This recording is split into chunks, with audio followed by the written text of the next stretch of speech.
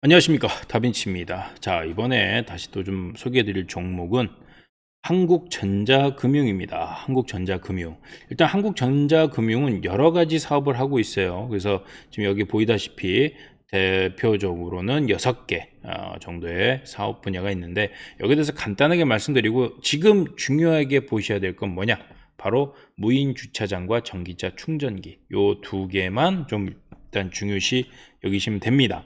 일단은 먼저 ATM 관리 말씀드리면, 원래는 이 한국전자금융은 처음에는 요 ATM 관리 쪽에 역할을 했습니다. 그래서 뭐 은행에서 이제 그 지점 외부에 위치하는 점외형, 그게 있고, 그 다음에 또 이 점두형이 있습니다. 이 점두형은 뭐냐면 은행 업무 종료 이후에 사용할 수 있는 ATM기죠. 그래서 이 두 개를 다 두 가지를 하고 있는데, 이 점외형 쪽으로는 지금 조금 이제 줄어들고 있고, 점두형, 업무 종료 이후에 사용할 수 있는 ATM기의 용역 관리 서비스가 이제 22년부터 시작이 돼서 조금씩 시장은 확대되고 있다. 그 정도 보시면 되겠고, 일단은 이 동사에서 이 ATM기의 관리에 있어서 점유율은 전체 시장 점유율의 50에서 55% 정도입니다. 상당히 또 점유율이 높다, 이렇게 좀 보시면 되겠고, 그 다음에 이제 CD,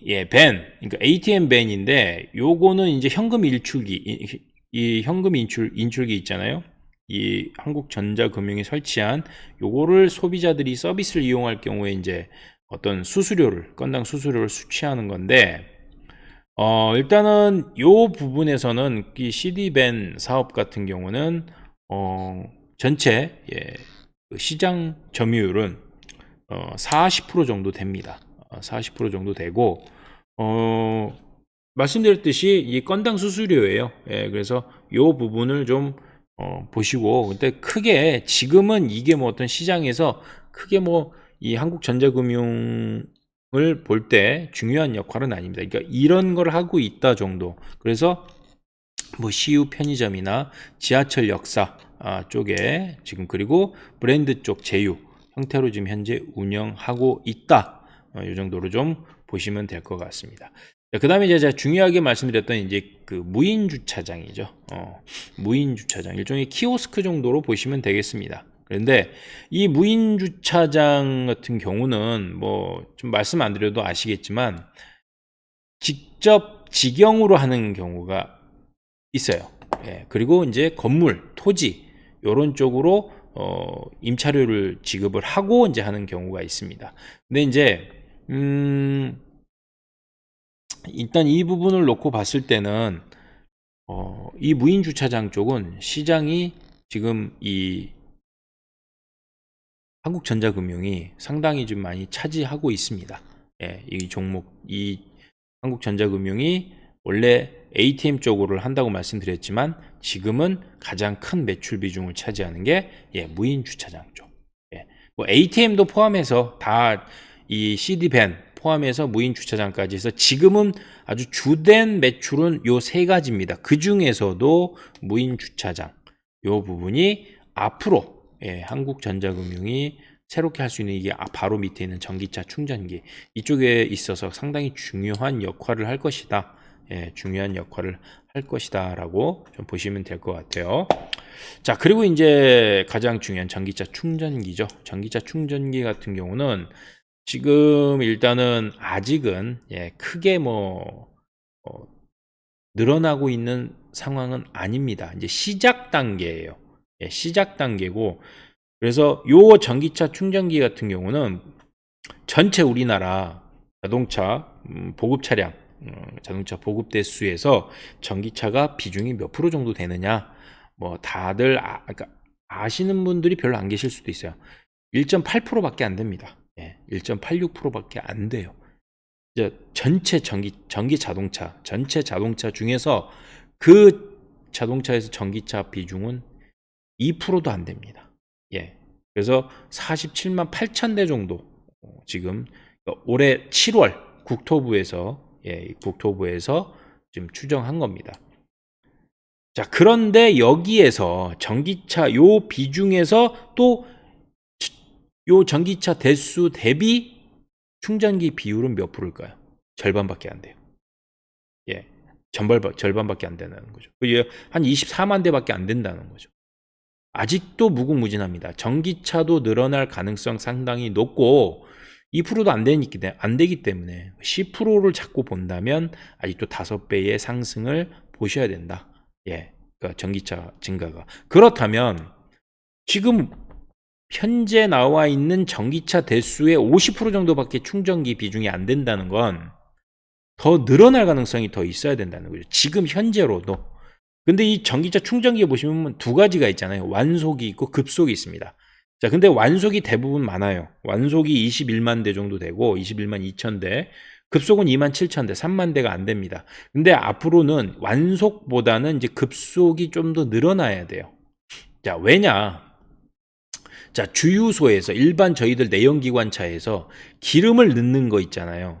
아마 이제 저도 물론 내연기관차를 지금 현재 이용을 하고 있습니다만 풀로 넣었을 때, 풀로 넣었을 때 보통 시간이 준중형차, 중형차, 대형차는 아니더라도 준중형차, 중형차 기준으로 했을 때 풀로 넣었을 때 딱 주차장에서 들어가서 요즘은 셀프지 않습니까?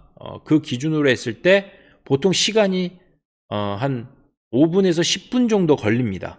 예. 5분에서 그 10분 사이 최장 길어진다면 그 안에 끝나야 돼요. 전기차 충전도. 예. 그 안에 끝나야 됩니다. 그래야지 전기차 이 사용자 수가 늘어날 수밖에 없어요. 일단 충전기에 대한 숫자도 늘어나야 되겠지만 그 충전 속도, 시간, 이것 또한 이 내연기관에서 사용되는 휘발유 경유 있지 않습니까? 똑같아야 돼요. 유사해야 됩니다. 5분에서 10분. 그거보다 더 빨라진다면 좋겠죠. 근데 일단 그래도 5분. 제가 볼 때는 5분이 가장 제가 볼 때는 적합한 것 같아요. 그 이내에는 이제 돼야 돼요. 그래야지 어느 정도 소비자들이 이 정도면 내가 살만하겠다. 그렇게 보고 중요한 건 또 자, 가다 보면은 주유소가 많잖아요. 저희들. 그런데 그만큼 충전기 충전을 할 수 있는 충전소도 많이 있어야 됩니다. 그게 지금 우리나라 전기차에서 해결해야 될 부분이다. 이렇게 보시면 될 것 같아요. 자, 그래서 일단 환경이 이렇기 때문에 지금 무인 주차장에 대한 어떤 시장 점유율로 봤을 때는 전기차 충전기를 무인 주차장에서도 전기차 충전을 해야 됩니다. 그 충전기에 대한 대수도 정해져 있어요. 그리고 뭐 아파트나 건물에 대해서도 지금은 딱딱 정해져 있습니다. 최소. 그건 최소예요. 그런데 앞으로는 더 늘어나야 된다는 거죠. 아마 전기차를 타신 분들은 제가 드리는 얘기하는 말에 100% 공감하실 겁니다. 더 많아야 돼요. 못해도 10% 이상은 있어야 됩니다. 전체 자동차 주차 대수의 10% 이상의 충전기가 있어야 돼요. 그 정도 있어야지 지금 제가 볼 때 어느 정도 커버를 할 수 있다라고 저는 봅니다. 그래서 아직은 더 늘어날 수 있는 가능성이 있다. 그래서 전기차 충전기 꼭 한번 요거를 좀 주의 깊게 보셔야 되고, 뭐 영상 보안, 현금 수송 이런 거는 이 정도로 좀 보시면 될 것 같아요. 그래서 포트폴리오를 보시게 되면 저기 보시다시피 현금 비즈니스, ATM 밴, 요 부분, 그 뭐 일괄 관리, 요런 쪽, 그 물류 사업 쪽, 금융기관 현금 현송 업무, 유통점, 자금 정산 시스템 요런 쪽으로 지금 한국전자금융 사업 포트폴리오가 현금 쪽 비즈니스, 모빌리티 비즈니스는 주차, 전기차 충전 요게 지금 핵심입니다. 무인화 솔루션, 키오스크, 유통점, 프랜차이즈, 가맹점 요거 키오스크도 좀 보셔야 돼요. 이제 지금은 뭐 거의 대중화 됐다고 보시면 되죠. 상당히 요 짧은 기간 동안 키오스크에 대한 시장 점유율이 상당히 늘어나고 있습니다. 그래서 요것도 좀 보셔야 된다. 자, 그래서 일단은 한국전자금융 자체의 내용을 봤을 때 가장 주된 거는 이제 성장성입니다. 무인 주차장 이익 회수 시기. 왜냐? 감가상각비가 이제는 거의 어느 정도 마무리됐어요. 이제 그래서 올해 작년부터죠. 작년부터 이 무인 주차장 이익 회수 시기가 일어났습니다. 그래서 KPX 추이를 보면 지금 2019년, 20년 최대치를 장악하고 이제부터는 수익으로 나올 수 있는 수익으로 좀 실현할 수 있는 구간에 와 있습니다. 그래서 요 상황으로 놓고 봤을 때도 감가상각비에 의해서도 지금은 무인 주차장 요 부분이 상당히 중요하다. 이렇게 좀 보시면 될 것 같아요. 그래서 일단은 회수할 수 있는 시기가 도래했다. 그래서 앞으로는 요 무인 주차 요 부분에 대해서 이 한국전자금융이 벌어들이는 돈이 상당할 것이다 라고 보시면 되겠고, 그에 따라서 한국전자금융 무인 주차장 요 사이트 요 숫자를 보시면 계속 증가하고 있어요. 증가하고 있습니다. 그래서 요 부분도 이익과 같이 놓고 보셔야 됩니다.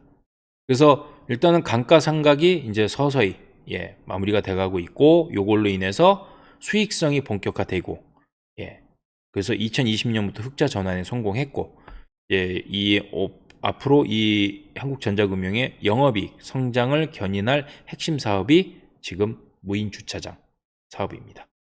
이렇게 좀 보시면 되겠고요. 자, 그리고 이제 이 매출액이 상당히 그에 따라서 늘어날 수밖에 없죠. 그러니까 2023년은 예상이니까 2022년 보면 상당히 증가를 했죠. 요 부분도 상당히 중요합니다. 그래서 일단 무인 주차장에 대한 어떤 시장 점유율에 따라서 전기차 충전기에 대한 시장 점유율도 좀 해볼 수 있다. 요게 바로 모멘텀입니다. 요게 바로 모멘텀이 될 수밖에 없다. 자, 그래서 일단 핵심적으로 전기차 충전기 사업을 할 때 중요한 게 뭐냐면요. 경쟁력이 있는 전국적으로 인적 네트워크. 요 인프라가 있어야 됩니다. 근데 지금 한국전자금융은 지금 기존에 하고 있는 사업부터 제가 말씀드렸죠. 다 하고 있잖아요. 24시간 365일 긴급 출동하고 이거 콜센터 유지 보수까지. 요거를 지금 이 무인 주차장 요걸 하면서 다 하고 있어요.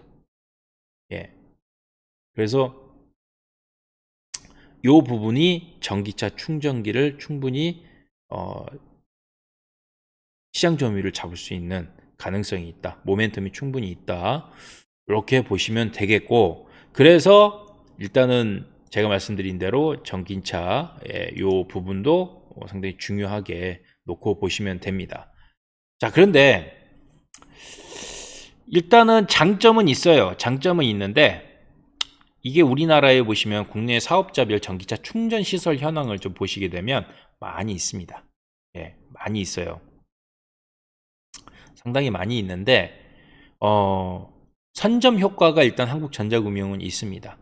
선점 효과가. 그래서 이 부분에서는 그래도 경쟁률은 상당히 경쟁은 상당히 심할 것 같지만 전체 수치를 놓고 봤을 때 지금 위에 있는 거 보시면 뭐 에이버온, GS 커넥트 이런 회사들이 좀 크죠? 근데 지금 흐름상 자, 지금 현재 이 표에서 가운데를 딱 자르고 상단에 위치해 있어요. 한국전자금융이. 물론 뭐 하나솔루션, LG U+플러스 밑에 있지만 분명히 얘네들은 또 이제 어느 정도 자본이 있으니까 뛰어들 수 있겠죠. 자, 그런데 한국전자금융이 가지고 있는 장점이 뭘까요? 무인 주차장. 요 사업을 하고 있기 때문에 요 부분에서는 충분히 가능성이 있고, 그리고 또 향후 국내 전기차 충전기 시장에서 제가 볼 때는 선두권을 좀 할 수 있는 게 뭐 GS나 SK 요런 대기업 계열사들, 요런 회사들이 또 IPO를 진행할 가능성도 높습니다. 그렇기 때문에 요 부분에서도 이 충전 사업자의 IPO, 또 중소형 전기차 충전 사업자의 이 사이트, 이 대수당의 매각 가치, 밸류에이션, 이런 게 이제 시장에서 평가를 받게 될 거고, 한국전자금융의 충전기 사업 또한 가치를 인정받을 수 있다. 그리고 이제 정부에서도 일단 정부 정책도 우호적이기 때문에 이 부분에서 일단은 전기차 충전기 사업은 좀 성장성을 두고 지켜봐야 된다. 그래서 자, 완속과 급속. 완속이 지금 대부분 상당히 많아요. 급속은 별로 안 됩니다. 그래서 이 급속을 늘리는 게 제가 볼 때는 한국전자금융한테는 상당히 좀 중요해 보입니다. 이 기술력이 있어야 돼요. 근데 기술력이 있어야 되기 때문에 급속 충전기를 늘리는 쪽, 시장이 전체적으로 늘어난다면 거기에 대한 또 어느 정도의 이익도 받아갈 수 있는 그런 구조다. 이렇게 보시면 될 것 같습니다. 자, 그래서 일단 이렇게 지금 국내 사업자별 전기차 충전 시설 현황이 있기 때문에 이것도 한번 참고를 해 보시면 될 것 같고요. 자, 그래서 일단 실적 전망 보시면 2023년 정도 보시면 일단 2022년까지 보시면 ATM, CD밴, 무인화 솔루션 매출 비중 상당히 높죠. 예, 매출액 비중이. 예, 그래서 판매도 그렇고요. 그래서 이 부분이 어떻게 늘어나는지 한번 지켜보셔야 됩니다. 그래서 요거를 기준으로 해서 일단은 그 전기차 충전기 여기에 대한 어떤 모멘텀을 기대해 볼 수 있다. 이렇게 보시면 되겠습니다. 한국전자금융은 뭐 실적도 지속적으로 계속 플러스였어요. 예, 적자를 보지 않았다. 그래서 일단 이 부분도 향후에 상당히 긍정적으로 좀 봐야 된다. 자, 그래서 이제 요약해서 말씀드리면 한국전자금융은 성장성과 또 모멘텀 두 가지를 가지고 있는데 일단 성장성은 무인주차장이 이제 감가상각이 이제 끝나갔기 때문에 이제는 이익 회수 시기가 남아 있습니다. 도래했습니다. 그래서 영업이익이 상당히 늘어날 걸로 예상을 하고 있고 모멘텀은 이제 전기차 충전기 사업이 이제 강화될 수 있는 그런 환경이 지금 돼 있다. 그래서 이렇게 보시면 되겠습니다. 그래서 그리고 더군다나 이제 현금 흐름도 재무 상태도 상당히 좋아요. 예, 재무 상태도 상당히 좋기 때문에 실적과 현금 흐름이 좋은 쪽으로 해서는 아마 한국전자금융도 주가의 흐름도 상당히 긍정적으로 나올 것이다. 이제 좀 이따가 주가를 차트를 보여드리겠지만 한동안 지속적으로 하락을 했습니다. 근데 이제는 이 부분이 어느 정도 제가 볼 땐 주가가 이익과 어떤 수치에 거의 정도 지금 맞춰가는 그런 상황이고 이제부터는 플러스가 나오는. 그러니까 제가 여기에서 지금 미리 말씀드리지만 주가가 이렇게 흘러내린 거는 감가상각이에요. 예, 감가상각 때문에 제대로 된 어떤 이익 창출을 볼 수 있는 그런 환경이 적었다. 근데 그렇다고 적자를 낸 건 아닙니다만 전체적 흐름으로 이제부터는 돈을 버는 회수하는 그 시점이기 때문에 주가에 다시 예전의 흐름으로 갈 수 있는 턴어라운드 할 수 있는 시점으로 좀 보고 있다. 저는 이제 바닥이 아닌가 그렇게 좀 말씀을 드리겠습니다. 자, 차트를 보고 좀 말씀을 드릴게요. 자, 한국전자금융 이렇게 지금 현재 흘러가고 있고 자, 일단은 여기까지 보시면 251선, 501선 위에서 지금 현재 주가는 놀고 있고요. 이제 골든 크로스를 내겠죠? 내려고 합니다. 예, 그래서 일단은 현재 이 흐름으로 봤을 때는 501선을 깨면 안 되겠죠. 그리고 이때 이 구간을 보시면 여기가 지금 상당한 지지 구간이에요. 예, 딱 요 지지 구간 보이시죠? 여기가 지지 구간이 지금 되고 있습니다. 그래서 요 57,000원대, 57,000원대를 지지해 주는 거. 지금 앞으로 요게 중요합니다. 요게 지금 지지예요. 요거 깨지면 위험합니다. 리스크 관리 해야 돼요. 물론 이제 한번 깼다가 다시 갈 수도 있겠지만 그래도 일단 요거를 일단 지지 라인으로 잡고 보시고요. 차트를 길게 보시면 보십시오. 이렇게 했다가 쭉 지금 내려갑니다. 2018년 정점 찍고 다시 이때가 이제 바로 감가상각의 최정점이죠. 아까 제가 보여드렸죠. 그리고 나서 이제부터는 이 회수 시기가 도래했다. 이렇게 보시면 되겠습니다. 자, 그래서 최근에 이제 한국전자금융 보시면 종목별 투자자 한번 보시죠. 자, 투신 이런 식으로 좀 들어왔어요. 주로 투신하고 사모펀드가 조금씩 들어왔고 연기금도 뭐 조금씩은 됐지만 가장 크게 많이 들어온 게 투신입니다. 요때가 투신이 많이 들어왔죠. 그래서 일단은 뭐 기관도 뭐 그렇게 나쁘지 않다. 기관의 수급도 현재는 나쁘지 않기 때문에 바닥 구간에서 요 시점이 지금 오히려 매수하기에 상당히 좋다. 분할 매수죠. 분할 매수고 여기 지지 라인 요 선절 구간입니다. 저는 그래서 요 구간에서 움직임을 봤을 때는 뭐 5,700원을 딱 깨면 뭐 손절한다기보다는 5,500원에서 5,700원 요 구간에서의 흐름을 보고 리스크 관리하는 게 좋다. 이렇게 말씀을 드리겠습니다. 앞으로 갈 자리는 더 많죠. 갈 자리는 더 많아요. 차트 길게 보여드렸죠. 그래서 보시고 재무 추이 보시게 되면 이게 분기 차이, 연간 차이, 연간 실적인데 다 수익이 났습니다. 영업이익 계속 수익 났고요. 부채 비율이 지금 좀 높아요. 높은데 일단은 서서히 부채 비율도 줄여가고 있는 흐름을 보일 것으로. 왜냐? 이제부터 이익을 회수하면, 이익을 회수하면 부채 비율을 줄이겠죠. 자, 2017년부터 부채 비율이 늘어났어요. 2016년부터라고 보시면 되겠지만, 이게 바로 이제 감가상각이 이제 만들어진 거잖아요. 이제부터는 확실하게 다 끝나갑니다. 이제부터 어떻게 될까요? 부채 비율은 줄어들 것이고 이익률은 더 증가할 수밖에 없다. 두 자리 숫자로 가야 된다. 이렇게 말씀을 드리겠습니다. 자, 그래서 일단은 한국전자금융 제가 말씀드린 내용 좀 참고하시고요. 상당히 좀 제가 볼 때는 중소형주 중에서는 좀 숨겨진 기업입니다. 또 한번 나름대로 좀 따로 연구를 해보셔서 좋은 또 기회를 잡으시면 될 것 같습니다. 또 새로운 내용 있으면 제가 또 이제 업데이트 해드릴 테니까요. 계속 한번 지켜봐 주시고, 자, 좋아요, 알람 설정, 구독도 같이 해주시면 감사하겠습니다. 자, 앞으로 더 좋은 내용 또 좋은 종목으로 찾아뵙도록 하겠습니다. 감사합니다.